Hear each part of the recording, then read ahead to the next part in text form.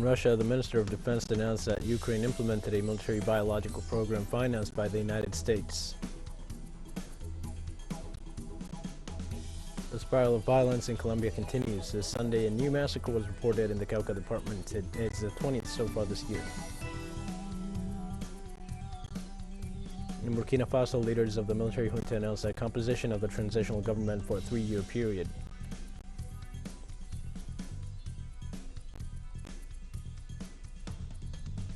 Hi, this is From the South. I'm your news anchor, Dio Martin, from the teleSUR studios in Havana. We begin with the news.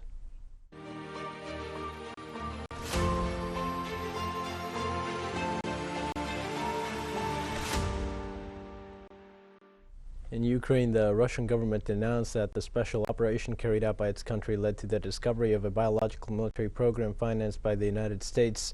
Russian Defense Minister Igor Konashenkov denounced that in view of the progress of the special operation, the Ukrainian Health Ministry sent instructions on February 24th to the biological laboratories to destroy any samples of dangerous pathogens. The Russian operation managed to discover that the laboratories were experimenting with plague and anthrax viruses to be used as biological weapons. The act represents a violation by the United States and Ukraine of Article 1 of the United Nations Convention prohibiting the use of biological and toxic weapons.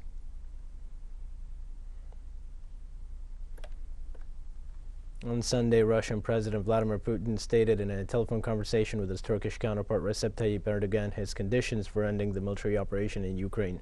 During the telephone conversation, the Russian president confirmed his country's willingness to hold a dialogue with the Ukrainian authorities and foreign partners in order to consolidate a negotiated solution to the conflict. He also denounced that Ukraine is constantly delaying negotiations to reorganize its forces while using civilians as human shields. Also, the Russian president reminded that the Russian troops are doing their best to ensure the safety of citizens.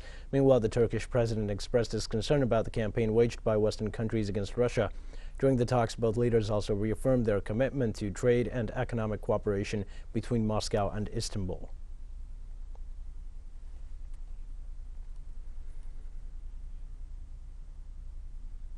The Russian Defense Ministry has denounced in recent hours that Ukrainian nationalist units continue to prevent the civilian population from leaving through humanitarian corridors. After Russia announced a ceasefire, Kiev military commandos took advantage of the truce to improve their attack positions and also deliberately obstructed civilians from leaving their residential areas to enter the humanitarian corridors deployed and protected by the Russian troops. The military high command also reported that with the help of surveillance drones, they have been able to corroborate how Kiev's troops are taking advantage of the truce to move war material to more advantageous positions, which they have described as a provocation, a lie, and a deception.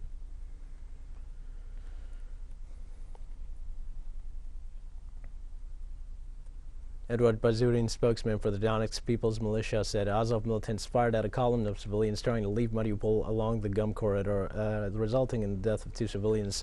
4 others were injured.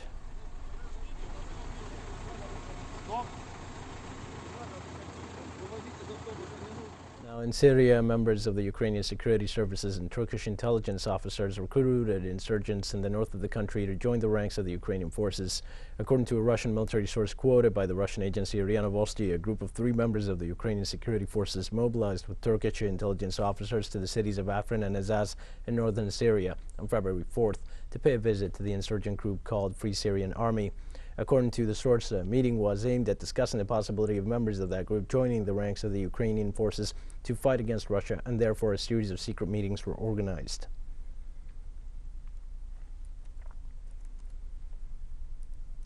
India is determined to ignore the sanctions imposed against Russia, which is why the Reserve Bank and the executive are in constant contact to discuss all possible payment mechanisms. The government has said that Russia is a strategic ally. New Delhi has confirmed that it wants to continue bilateral trade with Moscow and is currently making deals with foreign banks that do not operate in countries supporting punitive measures against Russia. Domestic media also noted that the Asian nation's government is considering repaying Russian debt through an auction of rupees by the Central Bank of Russia and repay through the export of new products and services. One of India's key concerns is the potential impact that sanctions could have on defense projects with Russia.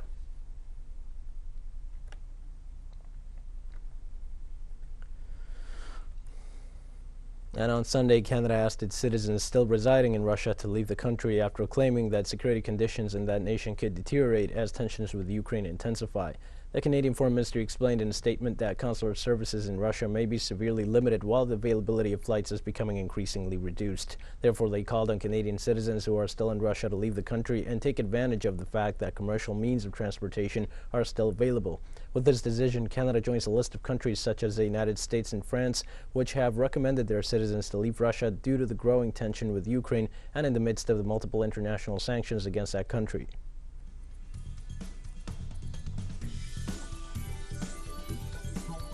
We're going to take a short break now. Please join us again after this.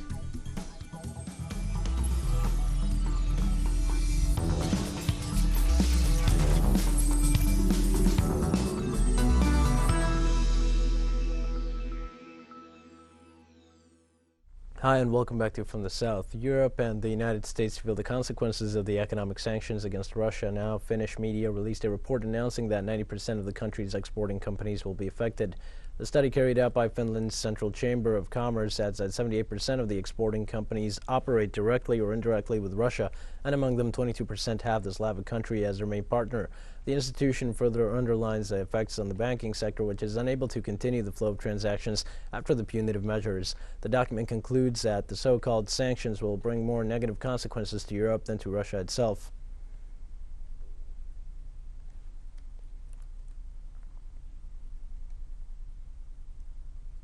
Boomerang effect of the sanctions imposed by the European Union in alliance with Washington against Russia and its people is beginning to hit the pockets of U.S. citizens who have already begun long travels to Mexico to refuel their vehicles due to the increase in fuel prices registered in the last few days.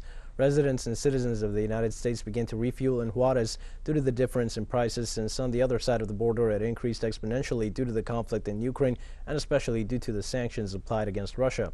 According to official records of border authorities, around 50,000 U.S. and Mexican-American citizens cross the border to refuel daily. Fernando Carvajal, leader of the gasoline retailers organization, stated that the difference in average is around 3 Mexican pesos, close to $0.14 US per liter, which represents a saving under current circumstances. It was also reported that this Sunday in many European countries the price of electricity reached record levels for the second consecutive day, and as it happens with gasoline in the United States, the increase in rates is directly related to the sanctions imposed against Russia.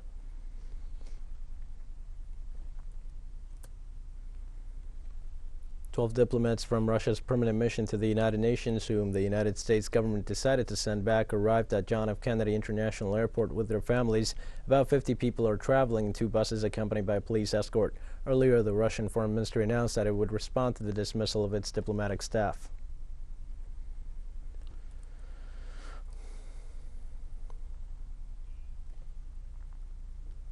On the occasion of its 5th Congress, the United Socialist Party of Venezuela declared its support to Russia and its fight against Nazism.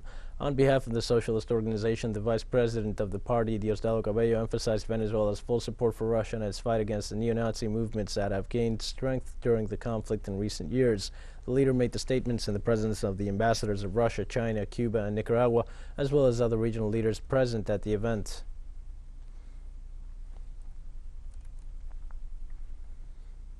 The spiral of violence in Colombia continues. This Sunday, a new massacre in the department of Cauca was registered. It is the 20th so far this year. According to the Institute of Studies for Development in Peace, 2 minors of 15 and 17 years old, identified as Jennifer Lisette Campo and John Edwin Bomba Chate, were murdered by armed men in the sector La Cucharita in the municipality Caldoño in the Cauca department. According to Indepaz data, this is the 5th massacre registered in that department and the 20th so far this year in Colombia.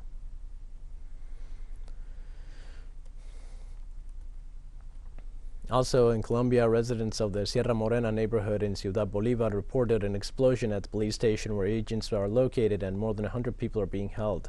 Initial reports confirmed 2 people were injured in the incident. One of the injured was a uniformed officer, the other a minor. According to police officers, the explosion was caused by a firecracker left in a suitcase by a person passing through the parking lot of the station. In addition to damaging a bus owned by the National Police, the explosion also shattered windows and glass of nearby buildings. No leads have yet been given as to who was responsible for the event, which took place 7 days before elections.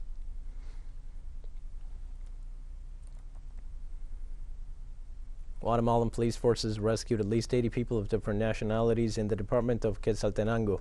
According to the National Civil Police, in the operation they captured 2 undocumented traffickers known in the country as coyotes. According to the police, a group of asylum seekers entered Guatemala without complying with the country's migratory and biosecurity measures against the COVID-19 pandemic. Upon being rescued, the group was treated to check their vitals and transferred to a shelter of the Guatemalan Migration Institute. After that, they were deported to their countries of origin.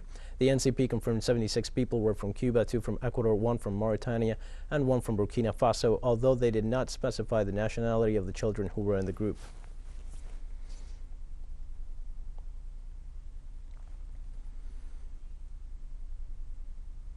And in Mexico, the governors of Querétaro and Jalisco condemned the acts of violence at a football match.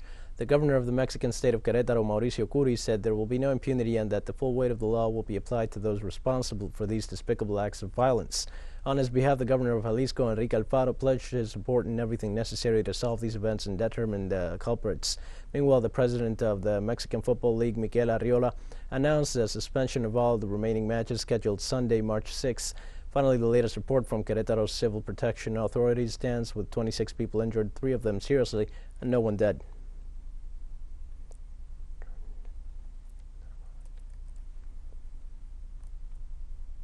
Now, Saturday, the president of Cuba, Miguel Díaz-Canel, stressed the importance of strategic planning and the permanent link with the people to identify their fundamental problems and find solutions to them. This was reaffirmed by the Cuban leader during the closing ceremony of the national course of the Nico Lopez Party's higher school held in Havana. During his speech, President Díaz-Canel also insisted on the importance of the interaction with voters as well as the immediate implementation of the agreement signed. Over the course of 5 days, the heads of the municipal assemblies and the mayors of 31 territories were present, before whom the Cuban president again insisted on the importance of work at these levels of government. Fundamental motivation for this course was precisely for that reason, because today the most important people that we have leading within our political system are those of you who are in the municipalities, because the municipality at the organic level is the fundamental environment that we have in the country, and where the dynamics of the processes are more complex, more demanding, and more changing. And with that, I say that we have to build socialism from the municipality, from the community, and the province to the country.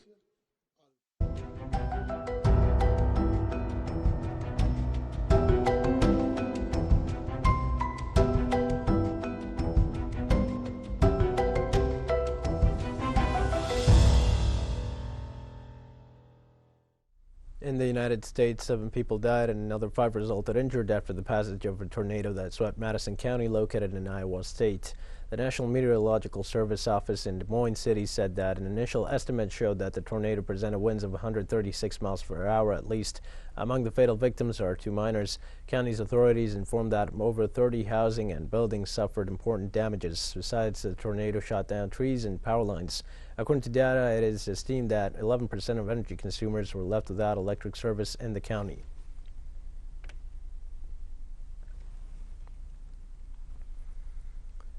South Korean President Moon Jae-in opened the way for emergency financial support for several wildfire-hit areas by declaring them a special disaster zone on Sunday. Thousands of firefighters and troops have been battling the wildfire that tore through an eastern coastal area and temporarily threatened a nuclear power station and liquefied natural gas plant.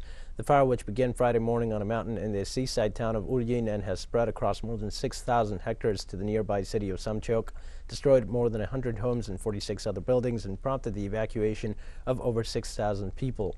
South Korea's Ministry of the Interior and Safety said there were no immediate reports of injuries or deaths. Officials were investigating the cause of the blaze, which grew rapidly amid strong winds and dry conditions.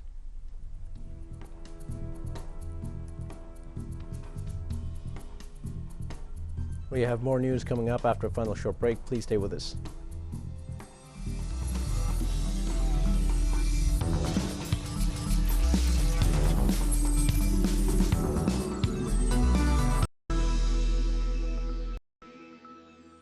Welcome back. A new government has been inaugurated in Burkina Faso and will be led by Lieutenant Colonel Damiba during the country's 3-year transition period. The new government consists of 25 ministers, including 6 women. The new leader took office at the end of January after ousting the elected President Rochmore Christian Kabore on charges of ineffectiveness in the face of continuing jihadist violence in the country. The new leader expressed his priority in the fight against jihadism and the reconstruction of the state and set this term of office for a return to constitutional order and free elections.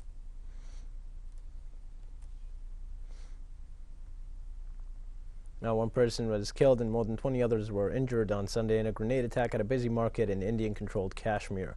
According to local media reports, the target of the attack in Srinagar appeared to have been security personnel in the area. There was a huge crowd in the market when the grenade exploded. India and Pakistan each administer a part of Kashmir, but both claim the territory in its entirety. India accuses Pakistan of supporting armed rebels who want to unite the region, either under Pakistani rule or as an independent country. Islamabad denies the accusation and says it only provides diplomatic and moral support for the Kashmiri people. In Indian-controlled Kashmir, tens of thousands of civilians, rebels, and government forces have been killed in the past 2 decades.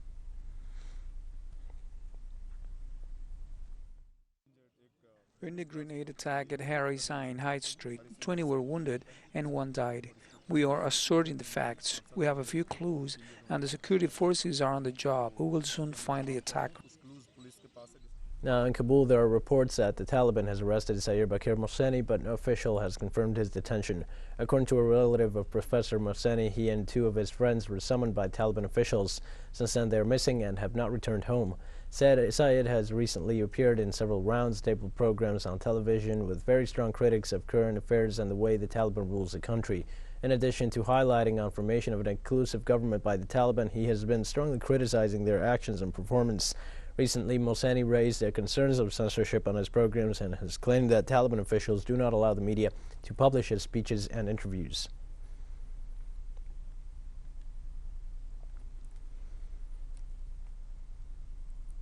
Over 100 hungry and weak Rohingya Muslims were found on a beach in Indonesia's northernmost province of Aceh on Sunday after weeks at sea.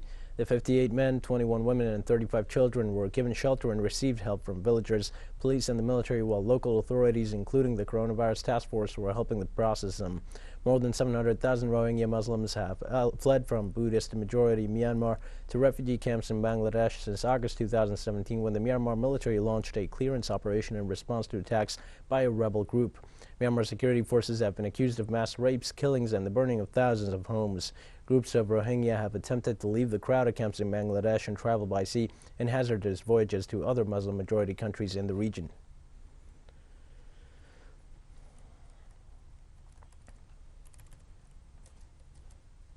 Chinese State Councilor and Foreign Minister Wang Yi held a phone conversation with United States State Secretary Antony Blinken. Wang Yi expressed his country's concerns about the United States' recent words and deeds that run counter to the objective to implement the consensus reached by the 2 sides. Noting that Taiwan is an inalienable part of China's territory, Wang urged the U.S. side to return to the true meaning of the One China principle. The Chinese diplomat stated the U.S. should stop interfering in its country's internal affairs and safeguard the overall situation of China-United States relations with concrete actions before it's too late.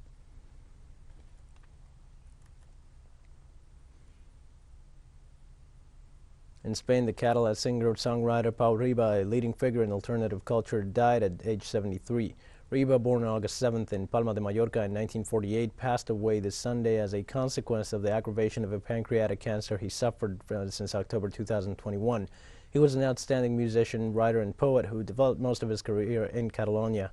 Riba was the author of several works, including several books and poetry collections. He also became one of the most recognized voices in Catalan music with some 30 albums, among them his album entitled Dioptria.